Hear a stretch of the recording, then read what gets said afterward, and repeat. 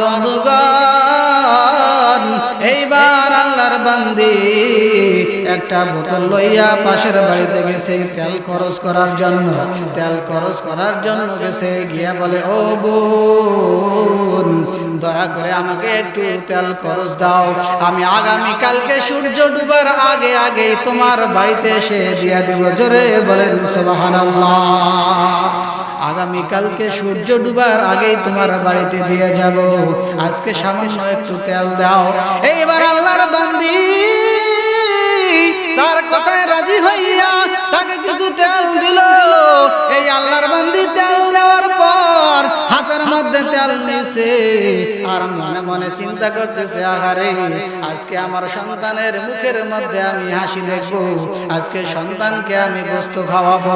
এই চিন্তা করতে করতে আসতেছে, প্রতিমধ্যে রাস্তায় একটা বিশাল বড় বট গাছ। এই বট গাছের শিকড় কিন্তু অনেক দূর পর্যন্ত উঁচু উঁচু হয়ে থাকে। কথা বলেন ঠিক কিনা? শিকড়গুলো উপরে উঠে থাকে, বাহির হয়ে থাকে। আল্লাহর বান্দি মনে মনে চিন্তা করতে করতে